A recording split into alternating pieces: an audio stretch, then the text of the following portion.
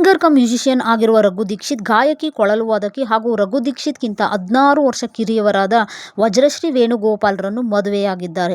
ಈಕೆ ಗ್ರಾಮಿಗೂ ಕೂಡ ನಾಮಿನೇಟ್ ಆಗಿದ್ದರು. ರಘು ದೀಕ್ಷಿತ್ಗೆ ಇದು ಎರಡನೇ ಮದುವೆ ಆಗಿದ್ದು 2019ರಲ್ಲಿ ಮಯೂರಿ ಜೊತೆ ಡೈವರ್ಸ್ ಅನ್ನು ತೆಗೆದುಕೊಂಡಿದ್ದರು. ಕಾರಣ ಬಂದು ಆ ಸಮಯದಲ್ಲಿ ಮೀಟು ಅಭಿಯಾನ ಜೋರಾಗಿತ್ತು. ಇದರಲ್ಲಿ ರಘು ದೀಕ್ಷಿತ್ ತಮ್ಮ ಕೋ ಸಿಂಗರ್ ಚಿನ್ಮಯಿ ಶ್ರೀಪಾದ ಅವರು ರಘು ದೀಕ್ಷಿತ್ ನನ್ನ ಮೇಲೆ ಸೆಕ್ಸುವಲ್ ಹರಾಸ್ಮೆಂಟ್ ಮಾಡಿದ್ದರು ಎಂದು ಮೀಟು ಅಭಿಯಾನದಲ್ಲಿ ಹೇಳಿದ್ದರು. ರಘು ದೀಕ್ಷಿತ್ ಪತ್ನಿ ಮಯೂರಿಯು ಡ್ಯಾನ್ಸರ್ ಕಮ್ ಕೊರಿಯೋಗ್ರಾಫರ್ ಆಗಿದ್ದು, ಇವರನ್ನು ನೀವು ಕಲರ್ ಸೂಪರ್ನ ಮಾಸ್ಟರ್ ಡ್ಯಾನ್ಸರ್ 2018ನಲ್ಲಿ ಟಿವಿ ಶೋನಲ್ಲಿ ನೋಡಿರ್ತೀರ.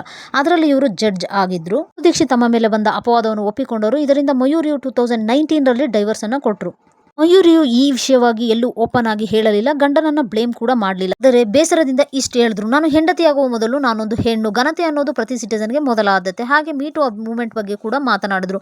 ಗವರ್ನಮೆಂಟ್ ಸೀರಿಯಸ್ ಆಗಿ ಆಕ್ಷನ್ ತಗೋಬೇಕು, ಕೆಟ್ಟದಾಗಿ ನಡೆದುಕೊಳ್ಳೋರ ವಿರುದ್ಧ ಧ್ವನಿ ಎತ್ತಬೇಕು, ಇದರಿಂದ ಕೆಟ್ಟ ಗಂಡಸರಿಗೆ ಪಾಠವಾಗಬೇಕು ಅಂತ. ಇದೆಲ್ಲ ರಘು ದೀಕ್ಷಿತ್ನ ಪಾಸ್ಟ್ ಲೈಫ್. ಈಗ ಅವರ ವಯಸ್ಸು 50 ದಾಟಿದೆ. ವಜ್ರಶ್ರೀಯ ವಯಸ್ಸು 34. ಇನ್ನು ಮುಂದೆ ಆದರೂ ವಜ್ರಶ್ರೀ ಜೊತೆ ಲಾಯಲ್ ಆಗಿ ಇರಲಿ ಅಂತ ಬಯಸೋಣ.